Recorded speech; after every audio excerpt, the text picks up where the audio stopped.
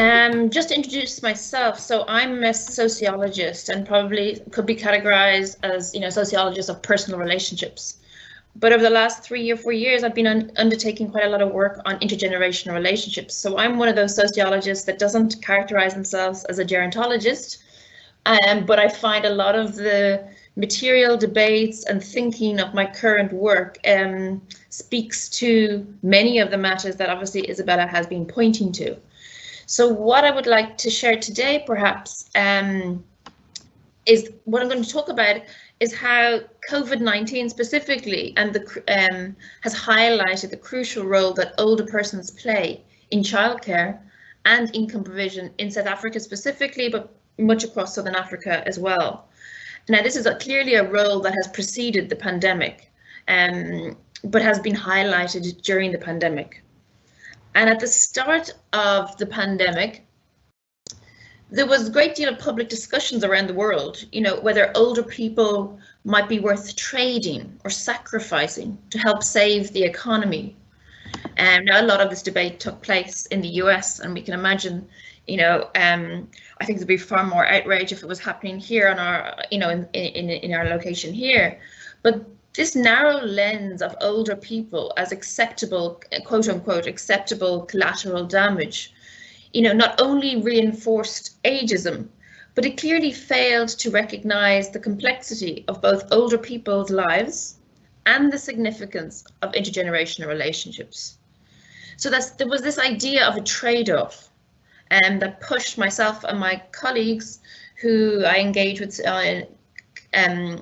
in a collaboration looking at gender, the economy, and mainly a great deal of the care economy. So it pushed us to think about the crucial role that older persons play in the provision of paid and unpaid care.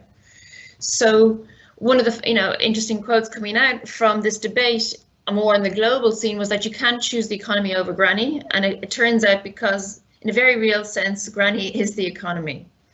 So we talk about this in a forthcoming publication within Feminist Economics. We talk about the pivotal role that grandparents and older persons and great-grandparents play in providing childcare and income support, both in South Africa and both in South Africa and the UK. Now, we talk about this and we focus on it because, as we all know, in many of the areas across the world, the COVID-19 global crisis and this kind of stay-at-home message and response taken by most governments has starkly exposed the dependence of formal economies on the invisible and unpaid care labour of women more broadly, and older persons and specifically, a dependence that has been intensified during the pandemic as public childcare provision and schools are shut and people are trying to work from home. Now, there's approximately, over 700 million people over 65, and older people are one group identified, as we all know, as most at risk of being severely affected by the virus. And as such, they've been advised by some governments, particularly governments in the global north, not only to stay at home, but to socially distance themselves and to stay away from younger people, younger adults and their families or grandchildren or great-grandchildren. So in undertaking this comparative analysis, we demonstrated a degree of a universality of intergenerational interdependence and the contextual specificity of grandparental childcare and income provision. So we look at the kind of differential impacts of suspending or risking such support during the pandemic. What we see, in a lot of the debate, be it in media or even in policy, is this kind of stereotypical assumption around older people as vulnerable, frail, and recipients, quote unquote, rather than providers of care. And this has pervaded government, as I said, and media kind of reporting. So currently, as we know, older persons, grandparents included in that group, constitute about 20% of the world's population. And with greater life expectancy, the length of grandparenthood and great-grandparenthood is also increasing. And grandparents and older persons are making substantial contributions to our economic, social, affective lives, and we argue for greater recognition of these contributions and the development of a more intersectional understanding of the provision of care work specifically. Now, again, around the world, it plays out differently. So whether older persons are part of the household or not, older persons and grandparents as providers of childcare is quite common, and it's a significant form of intergenerational family support. Now, clearly, the prevalence and intensity of childcare provided by grandparents varies, but they're nonetheless a key part of the jigsaw of childcare arrangements, constituting a huge proportion of informal care provision. So figures from the US and some European countries show that prior to COVID-19 pandemic, more than a quarter of families had grandparents who undertook childcare, while in China, over 50% of people aged, in the late 40s, 50s and 60s provided such care. Now we know in South Africa that state childcare is limited. So with childcare generally provided for children younger than 5 by the market or kin.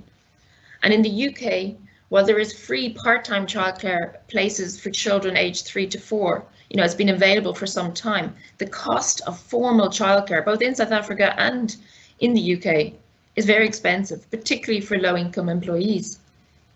So several significant points can be made from a range of studies, and namely that the delegation of childcare to grandparents or older persons is not limited to those living in multi-generational households, but also that while grandfathers can be active and are active in providing childcare, we know that grandmothers have tended to be at the forefront of provision in most countries. Now, there's a range of reasons about why older persons provide care, and these are, needless to say, historically shaped. So the need to rely on kin for childcare was historically shaped by specific social conditions, be it housing policies, labour policies under apartheid. So this element of interdependence, we would argue, has been historically produced.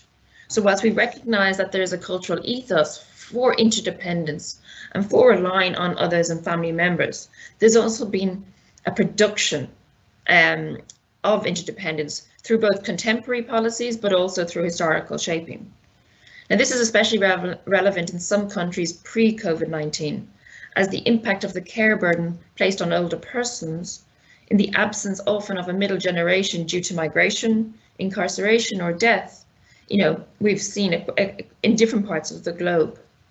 So in sub-Saharan Africa, with the HIV and AIDS pandemic, it induced significant changes in families as older generations took on intense and prolonged caregiving role under conditions for both sick adult children as well as their surviving grandchildren. However, what's important to note is the changes over the last decade or two with the successful rollout of antiretroviral drugs has meant that maternal or paternal orphaning now tends to be only a contributing factor for children living away from their parents. So female migration more broadly, but female migration more specifically, is now, an increasing reason while older persons are called upon to provide care, be it exclusively or to be co-caregivers. So evidence both from China and South Africa also suggests that the availability of a pension and an old age grant in the South African case increases the grandmother's likelihood of taking care of children as well.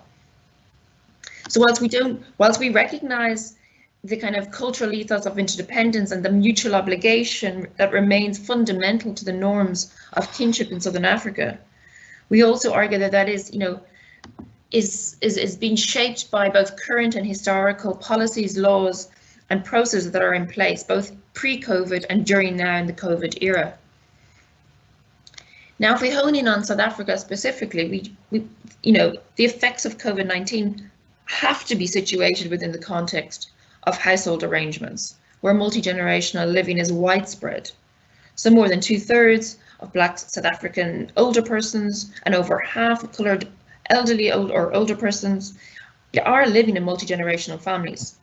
If we think of it in terms of residential arrangements from a child's perspective, approximately 2/3 of all children live in extended families. So within this group of multi-generational family living arrangements, at least 21% of children live with neither parent, and whilst around 2.7 million children are exclusively cared for by grandparents. And I mean exclusively cared for, I mean practically, in terms of practical care provision. Now, I mentioned earlier that the effects of the lockdown and COVID must also be situated within the context of formal childcare and the limitations of the provisions of state childcare that I alluded to earlier.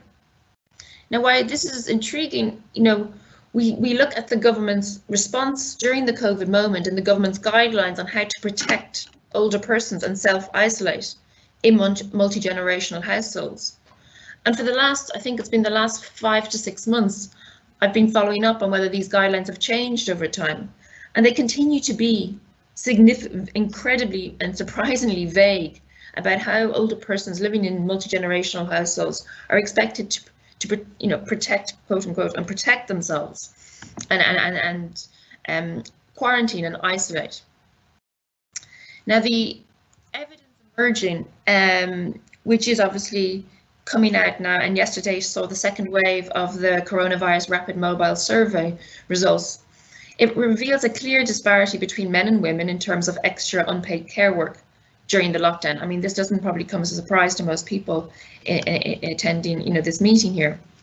So whilst the majority of both men and women living with children reported doing large amounts, up to 4 hours more childcare, 80% of women were spending more than that per day, compared to 65% of men. Now, if we think if 2.7 million children are exclusively cared for by older persons, and particularly female older persons, are carrying this extra care burden in this current moment. In addition to the practical care that's provided and the time that it takes, when COVID-19 enters a household, we know that higher levels of sanitary standards have to be maintained to prevent the spread of infection.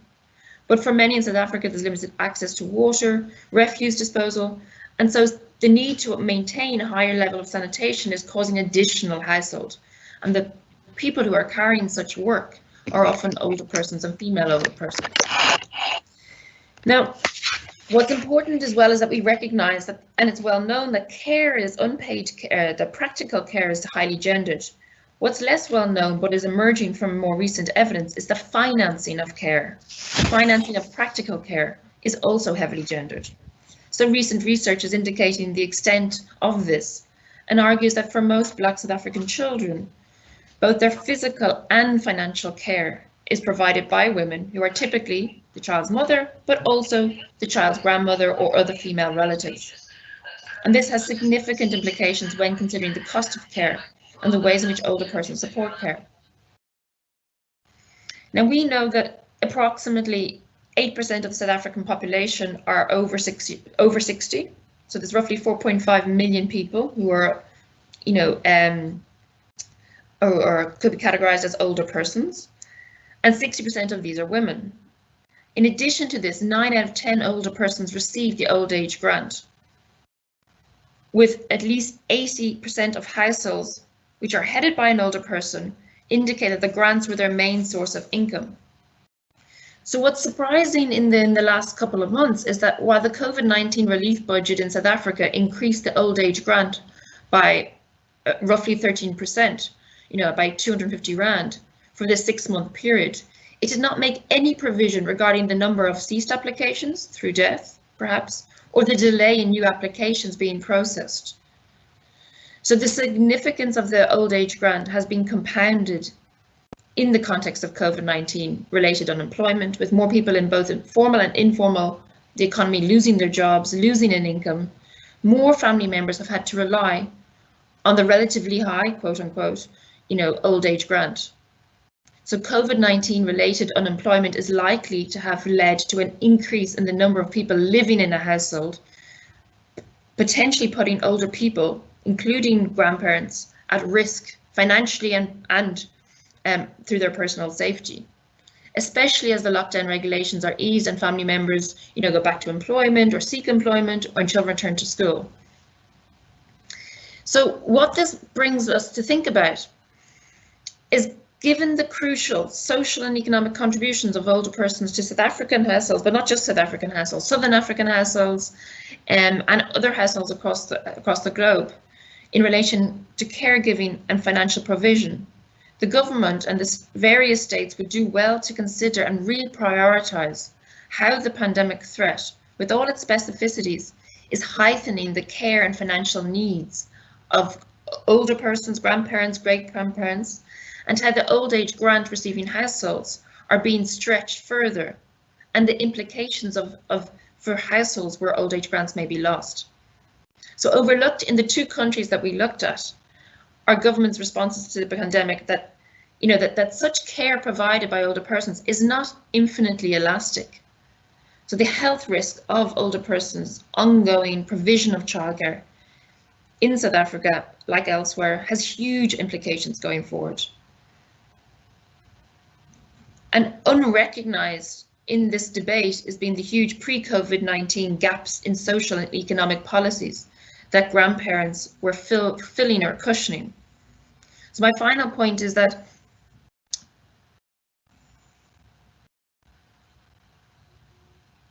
would be that understanding the crucial role grandparents play in maintaining economic life for large portions of the population kind of underscores the speciousness of the premise that sacrificing older people to save the economy, and its homogenizing of older people as recipients of care. We argue that there's a double invisibility going on, that not only are older persons being categorized as recipients of care, but there's also a lack of recognition of the valuable and crucial unpaid care work that they provide. Now, the cost of not paying attention to the increasingly indispensable contributions older persons make is already being felt by individuals, families, and society at large. I appreciate the opportunity to contribute in this debate, and I'm going to hand over back to the chair now. Thanks.